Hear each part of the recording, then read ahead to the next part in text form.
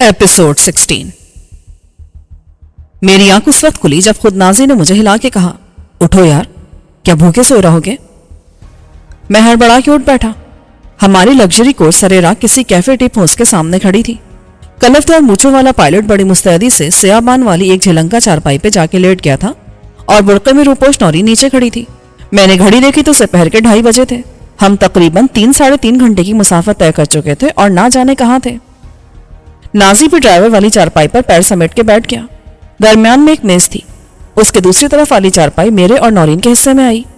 ये कतार की आखिरी चारपाई इस लिहाज से बापर्दा थी कि नौरीन मुखालिफ सिमत में देखने के लिए नकाब उठा सकती थी, लेकिन उसके हुस्न जमाल पर किसी की नजर नहीं पड़ सकती थी। डब्बे का बांस जैसा पतला सूखा 6 इंच की सीधी नोकदार मूंछों वाला पायलट और नाजी आपस में खासे बेतकल्लुफ नजर आते थे, जो मेरे लिए हैरानी की बात थी और तशवीशनाक भी। मौका पाती मैंने नाजी से कहा, आखिर हम जा कहाँ रहे हैं और इस वक्त कहाँ हैं? इतना परेशान होने की क्या जरूरत है? हम मुल्तान से आगे हैं, रात तक लाहौर पहुंच जाएंगे। लाहौर? तुमने तो कहा था कि वहां खतरा ज्यादा है। मैंने रेलवे स्टेशन की बात की थी। अब हम मजाफात में कयाम करेंगे, रायवंड से भी पहले। वहां क्या है? मेरा मतलब है किसका घर है? अपना ही समझो। इससे ज्यादा महफूज जगह हम सबके लिए कोई और नहीं हो सकती। मैंने बॉस को तो बता दिया है कि चौधरी फरीद और उसकी हमसफर वापस कराची जाने वाली गाड़ी में सवार हो गए हैं। मुझे पता चला है। उसने पूछा नहीं कि तुम खुद कहाँ हो? मैंने बता दिया कि वो मुझे डॉज देकर निकल गए, लेकिन मैं उनके पीछे हूं। हो सकता है वो चालाकी करें और रास्ते में फिर कहीं उतर के पटरी बदल लें। नाजी की वजाहत बज़ाहिर तसल्ली बख्श थी। शायद मेरे दिमाग में फितूर था कि शक और बेइत्मीनानी का कीड़ा बदस्तूर कलबलाता रहा। ये टेलीफोन के खंभे जैसा ड्राइवर तुम्हारा दोस्त है? नाम क्या है इसका? छोटू। पुराना संगी बेली है। अभी बता नहीं सकता कि बचपन और फिर जवानी में हमने मिलकर क्या क्या कारनामे सर अंजाम दिए। ये मुझे छोटे कद की वजह से लंबू कहता था। ये खानपुर में क्या कर रहा था? ये वहीं रहता है। खानपुर की सवारियां सादिकाबाद, बहावलपुर और मुल्तान तक ले जाता है। मेरे कहने से लाहौर जा रहा है, मगर ज़ाहिर किराया लेगा। नाजी ने कहा और उठ के छोटू के साथ जा बैठा। नौरीन शिकायती लहजे में बोली, तुमको जरूरत से ज्यादा परेशान नहीं हो? मैंने बिगड़ के कहा, परेशान हो तो किसकी वजह से, किसके लिए? अपनी फिक्र नहीं है मुझे। तुम्हें ज्यादा भरोसा इस नए नवेले रिश्ते के भाई पर, तो इसी के साथ चली जाओ। मैं ऐसा अंधा एतमाद नहीं कर सकता। खा तुम्हारा सगा भाई होता, ये तो दुश्मन है। था वो रूहानसी हो गई। ताने क्यों देते हो? मैंने तो मजबूर नहीं किया था कि इसकी मानो। मुझे कहां से कहां ले आए हो भरोसे में, और अब कहते हो जहां जी चाहे चली जाओ। उफ, खुदा के लिए यहां टस्फे बहाने मत बैठ जाना। Okay Baba, I am sorry. कभी परेशानी में कोई बात मुंह से निकल जाए तो माफ भी कर दिया करो। सफर के अगले मरहले का आगाज हुआ।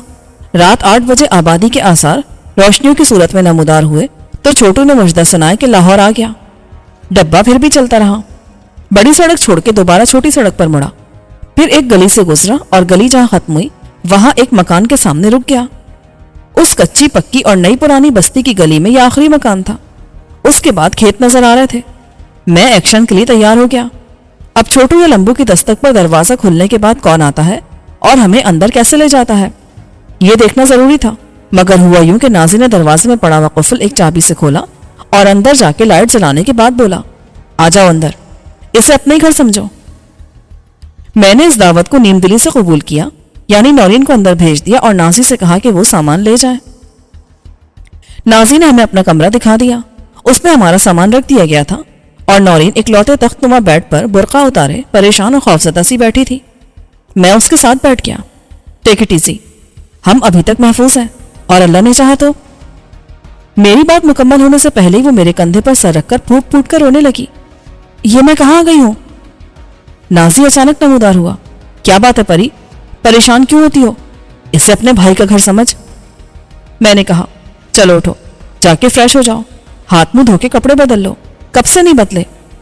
हाँ, मैं कुछ खाने के लिए लाता हूँ, सारी फिक्रें भूल जाओ। तुम्हारे मेरे किसी दुश्मन का ख्याल भी यहाँ नहीं पहुंच सकता। अभी कुछ खा पी के आराम करो, सुबह छोटू चला जाएगा तो बात करेंगे। वो कुछ देर बाद आया तो उसके साथ सामान से भरे हुए 2 थैले थे। मैं कुछ और चीजें भी ले आया। अब कौन बार बार बाजार जाके हर चीज लाए? चाय तो खुद बना के पी ले, बर्तन भांडे सब है। नाजी ने खाना हमारे साथ खाया। फर्श पर एक दरी थी और मैंने फैसला कर लिया था कि उस पर अपना तकिया रख के सो जाऊंगा। नौरीन के लिए चारपाई थी और उस पर बिस्तर भी बिछा हुआ था।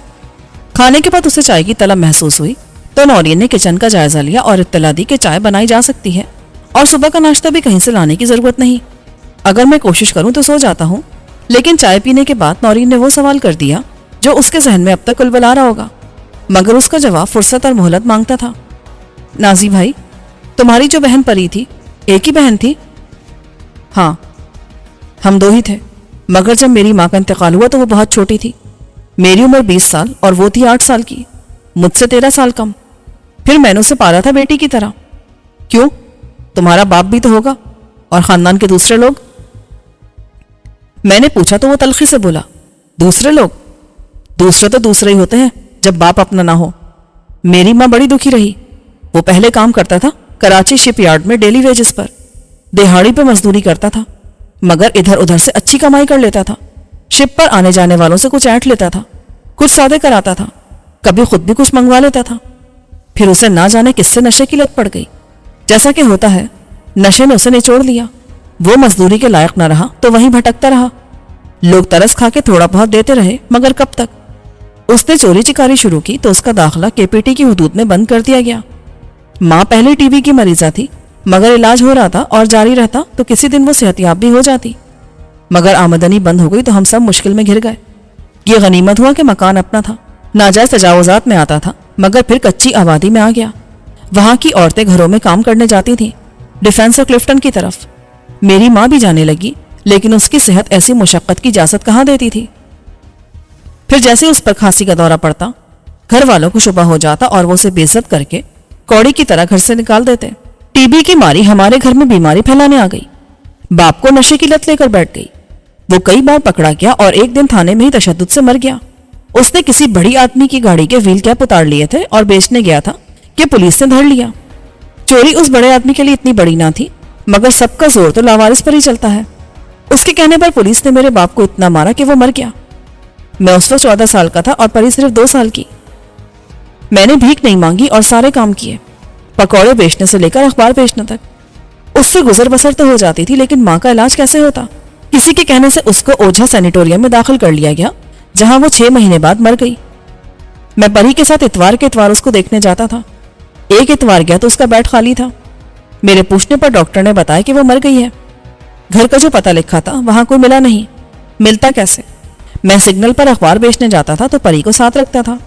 एक बार किसी कार वाले ने उसे भिखारी समझ के 5 का नोट दिया तो मैंने वापस करा दिया। वो दूर फुटपाथ पर बैठी खेलती रही थी। अस्पताल वालों के पास मुझे मुत्तला करने का कोई और जरिया नहीं था। मैंने किसी और का नंबर दिया होता तो शायद माँ को खुद दफना देता। ये काम एधी वालों ने किया। परी की परवरिश अब मेरी जिम्मेदारी हो गई थी। मैंने उसे स्कूल भेजा। खुद मैंने 8वीं तक गवर्नमेंट स्कूल में पढ़ा था। यह अलग बात है कि तालीम हासिल करने के शौक के बायस मैंने प्राइवेट मैट्रिक का इम्तिहान दिया, फिर इंटर और बीए का। मुझे ऐसे लोग मिलते रहे जो मेरे शौक की हौसला अफजाई करते थे। एक नाइट कॉलेज के मालिक ने मुझे फीस अदा किए बगैर क्लास में बैठने की इजाजत भी दे दी थी। परी को मैंने एक दिन भी स्कूल से गैर हाजिर ना होने दिया। एक तो ये मेरी जिम्मेदारी थी, फिर मुझे आधा दिन फ्री मिल जाता था। दोपहर 2 बजे तक मैं बहुत से काम करता था। सुबह मैं घरों में अखबार डालता, फिर मैं एक फ्लैट से कंपाउंड में खड़ी गाड़ियां धोता था। उसके बाद घरों से रद्दी इकट्ठी करता था। मैंने एक नया तरीका इख्तियार किया था। जिन घरों में अखबार डालता था वहां से पुराने अखबार रद्दी के भाव उठा लेता था। कुछ मेरी मदद के लिए मुझे दूसरे ही दिन अखबार दे देते थे। जब मैं नया अखबार डालता तो पुराना दरवाजे पर रखा होता था। अखबारात से परी स्कूल से आ जाने के बाद शाम तक कागज के लिफाफे बनाती थी और मैं वो लिफाफे दुकानों पर बहुत सस्ते सप्लाई करता था। इसमें कोई शक नहीं कि मेरी मेहनत और नियत देखकर अक्सर लोगों ने मेरी मदद और हौसला अफजाई की। इस तरह महीने भर में अच्छी आमदनी हो जाती थी। जब परी ने मैट्रिक पास किया तो मैं पुरानी होंडा 50 खरीद चुका था। सुबह अखबार डालने के बाद मैं दुकानों पर मुख्तलिफ चीजें सप्लाई करता था। एक वक्त आया कि मेरी मेहनत और लगन देखकर एक शख्स ने कहा कि तुमने बीएससी किया होता तो मैं तुम्हें किसी दवासाज कंपनी में मेडिकल रेप लगवा देता। उस शख्स ने मेरी सिफारिश की तो बीए के बाद एक कंपनी ने मुझे साइंस की शर्त से मुस्तस्ना करते हुए मेडिकल रेप की नौकरी दे दी और मैं मुअज़्ज़िज़ हो गया। हम अपने उसी पुराने मोहल्ले में रहते थे। अक्सर मोहल्लेदार उस तरक्की को अच्छी नजर से देखते थे और हमारा ख्याल रखते थे, लेकिन हमसे हसद रखने वाले भी कम ना थे। जब परी घर में होती थी तो मुझे उसकी फिक्र नहीं होती थी। पड़ोस की औरत रात तक उसके पास रहती थी। वो जवान हो गई थी और जब मैंने उसे कॉलेज में दाखिल कराया तो मुझे अंदाजा हुआ कि वो सिर्फ मुझे ही खूबसूरत नहीं लगती, فرسٹ ایئر میں ہی وہ کالج کی لڑکیوں میں ہونے والے مقابلہ حسن کو جیت گئی تھی اور اس نے خوشی سے دمکتے چہرے کے ساتھ مجھے بتایا کہ سال بھر بعد وہ کالج کی بیوٹی کوئین کہلائے گی۔ یہ اعزاز اسے دوسرا سال بھی حاصل ہوا۔ وہ مجھے بتاتی تھی کہ مقابلے میں پچھلے سال 50 لڑکیاں تھیں تو اس سال ان کی تعداد 100 ہو گئی تھی۔ سب کا حسد سے برا حال تھا۔ کچھ تو وہی رو پڑی۔ بعد میں میرے خلاف زہر اگلنے لگی کہ میرے مراسم ہیں اور میں جو کرتی ہوں وہ نہیں کرتی۔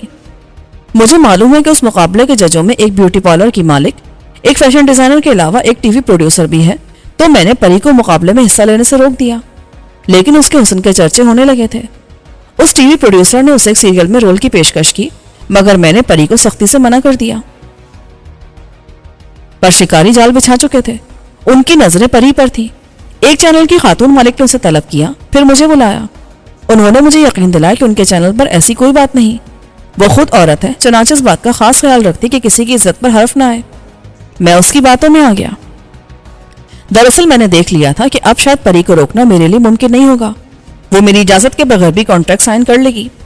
یہ تو ہر لڑکی کا خواب ہوتا ہے، عزت، شہرت، دولت، گلیمر کی دنیا کی چکا چوند۔ پری جیسی لڑکی کے لیے سب سے بڑا جال پیسہ تھا، اور وہاں پیسے والے شوقین مزاج ہی راج کرتے تھے۔ مگر وہ تو آغاز سفر میں لٹ گئی تھی، اس غریب کی طرح جس کا 1 کروڑ کا پرائز بانڈ نکل آئے۔ اس کی دولت اس کا حسن تھی، یہی حسن اس کا دشمن ثابت ہوا۔ سیریل کی 2 قسطوں کی ریکارڈنگ ہو چکی تھی اور میں دیکھ رہا تھا کہ پری کی دلچسپی پڑھائی میں کم ہو گئی ہے۔ میں نے اجازت دیتے وقت شرط رکھی تھی کہ وہ کالج نہیں چھوڑے گی، مگر ریکارڈنگ اور ریہرسل کے چکر میں کالج چھوٹ گیا۔ اس نے بھی مجھ سے صاف کہہ دیا کہ وہ انٹر کے سالانہ امتحانات کے لیے وقت نہیں نکال سکتی۔ میں خفا ہوا، چیخا چلایا، مگر اس پر اثر نہ ہوا۔ وہ سمجھتی تھی کہ وہ مجھ سے ہر بات منوا سکتی ہے۔ مجھے یہ بھی اندازہ ہو رہا تھا کہ اس محلے کے لوگ اس کے بارے میں کیا باتیں کرنے لگے ہیں۔ اس کا حلیہ، لباس اور میک اپ، وقت بے وقت آنا جانا، مختلف لوگوں کے ساتھ کاروں میں نظر آنا۔ وہ کہتی تھی کہ کاریں اسٹوڈیو کی ہیں، وہ سب کو گھر سے لاتی لے جاتی ہیں، مگر یہ غلط تھا۔ وہ پروڈیوسر کے علاوہ ایکٹرز کے ساتھ بھی پھرتی تھی۔ ایک دن اس نے خود ہی کہا کہ بھائی اب ہم اس محلے میں نہیں رہیں گے، ہمیں کیا ضرورت ہے اس غلیظ ماحول اور گندی ذہنیت کے لوگوں میں رہنے کی، اب ہمیں کوئی مجبوری بھی نہیں۔ اور میں نے اس کی بات سے اتفاق کیا، کیونکہ خود میں بھی ڈسٹریبیوشن کے کام میں اچھا کما رہا تھا اور سوچ رہا تھا کہ کوئی پرانی کار لے لوں تو پری کو بھی آنے جانے کی آسانی ہو جائے۔ مگر کار ان گلیوں میں کیسے آتی جہاں سے میری موٹر سائیکل بھی مشکل سے گزرتی تھی۔ اس بات کے چند ہی دن بعد پری غائب ہو گئی۔ وہ ریکارڈنگ کے لیے گئی اور لوٹ کے نہیں آئی۔ میں نے رات تک انتظار کیا، پھر اسٹوڈیو جا کے پوچھا تو انہوں نے لا علمی کا اظہار کیا اور کہا کہ شوٹنگ تو 2 بجے ختم ہو گئی تھی، وہ 3 بجے چلی گئی تھی۔ میں ساری رات بائک لیے پھرتا رہا، دل کسی انہونی کے خیال سے لرزتا تھا۔ بدنامی میں پہلے سے ہی برداشت کر رہا تھا، اب مجھے ڈر تھا کہ میں پری کو کھو دوں گا۔ وہ بہت سیدھی سادی اور بھولی بھالی تھی، یا مجھے لگتی تھی۔ پری سے جدائی مجھے منظور نہ تھی۔ وہ اپنی مرضی سے کسی کے ساتھ شادی کے لیے کہتی تو میں اس کی خوشی دیکھتا۔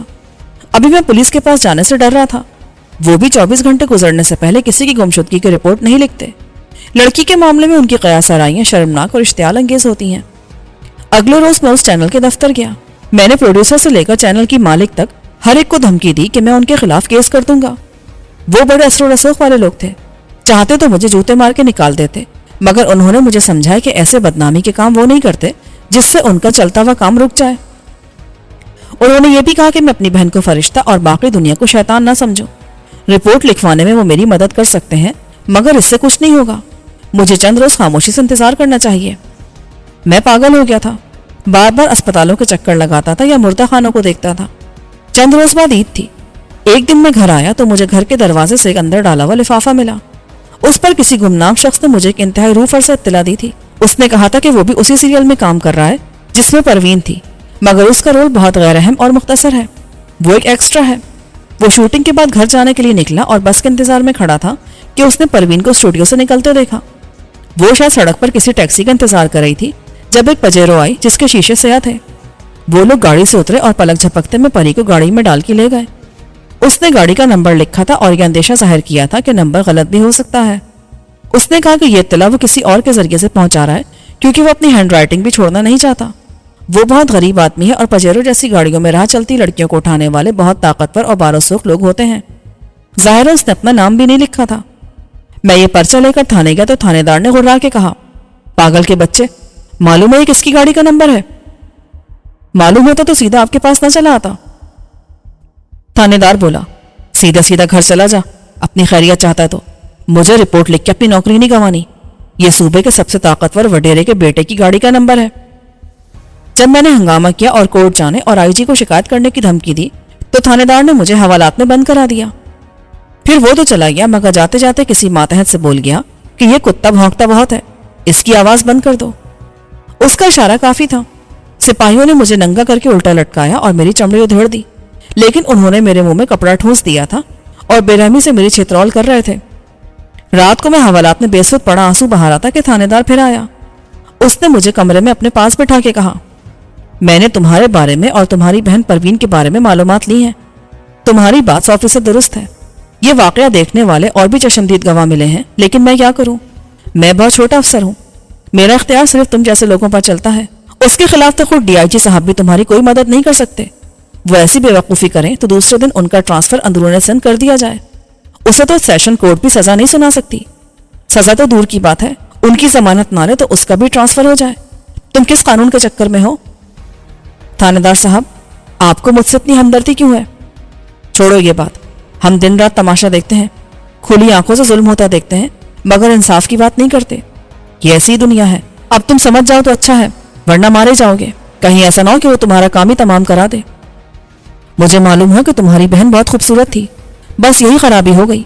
मुझे मेरे मुखबिरों के जरिए इत्तला मिली है कि वो 2-4 दिन में आ जाएगी, जब उसका दिल भर जाएगा।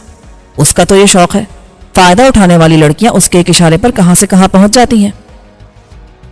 हो सकता है तुम्हारी शरीफ बहन ने इनकार किया हो, इसीलिए उसे जबरदस्ती उठा लिया गया। बेहतर है तुम भी इस मामले पर खामोशी इख्तियार करके रखो। ये इज्जत इस्मत सब ढकोसले होते हैं गरीबों के, असल ताकत है पैसा। तुम्हारी बहन भी बहुत कुछ ला सकती है, अगर अकल से काम लो तो बहुत फायदे हासिल कर सकती है। नहीं तो खामोशी से शहर छोड़ दो, इस रुसवाई को यहीं छोड़ जाओ। क्या आपको यकीन है कि 2-4 दिन बाद वो वापस आ जाएगी? उम्मीद तो है, अब क्या पता हफ्ता 10 दिन लग जाए। वो बड़े साईं के और उनके किसी खास बंदे को दे दी जाए, लेकिन वो ना आए तो मेरे पास मत आना। फिर कहाँ जाऊं थानेदार साहब? मालूम नहीं क्यों वो थानेदार मुझे सही मशवरा दे रहा था। एक बंदा है, मगर मेरा नाम मत लेना, नादिर शाह। उसके पास जाकर उसे सब कुछ बताना, शायद वो कुछ कर सके। मेरी बहन वाकई आखिरी रोजे पर आ गई। अगले रोज ईद थी। मैं बाहर से आया तो वो घर में मौजूद थी। उसकी लाश पंखे से लटक रही थी। उसकी आंखें खुली हुई थी और जुबान बाहर निकली हुई थी। मैंने चिल्ला के कहा, परी, और मैं वहीं गिर के बेहोश हो गया। होश मुझे उस वक्त आया जब पुलिस वाले उसकी लाश उतार के पोस्टमार्टम के लिए ले जा चुके थे। लाश शाम को मिली, और वो भी उस नेकदिल थानेदार की मदद से। डॉक्टर ने रिपोर्ट में उसके साथ होने वाली ज्यादती का हवाला नहीं दिया। आखिरी बार मैंने उसका चेहरा तब देखा जब वो कफन पहन के आखिरी सफर के लिए तैयार थी। सबके साथ मैं भी गया, उसे कब्र में उतारा और लौट आया। मगर रात को मुझे दौरा पड़ा तो मैं फिर कब्रिस्तान चला गया और सुबह तक अकेला बैठा उसकी मिट्टी को अपने आंसुओं की नमी देता रहा। नौरीन बुत बनी बैठी थी और नाजी को रोता देख के रो रही थी। उसके आंसुओं ने मेरे दिल से शकूक का सारा गुबार धो डाला। ये अदाकारी नहीं थी, फरेबकारी नहीं थी। नौरीन को देख के वो सचमुच यही समझ बैठा था कि उससे हशर तक के लिए बिछड़ जाने वाली परी किसी मुअज्जे की तरह फिर इसी दुनिया में उसे मिल गई है। जज्बात की जुबान को अकल से नहीं समझा जा सकता। मुझे भी लगता था कि कहीं नाजी ने हमारी अकल पर जज्बात का जाल ना फेंका हो, मगर अब मुझे कोई शक नहीं रहा था कि वो खुद अपनी जज्बाती कमजोरी के जाल में गिरफ्तार है। जो उसने नौरीन को देखकर महसूस किया था, वो अब मुझे भी महसूस हो रहा था।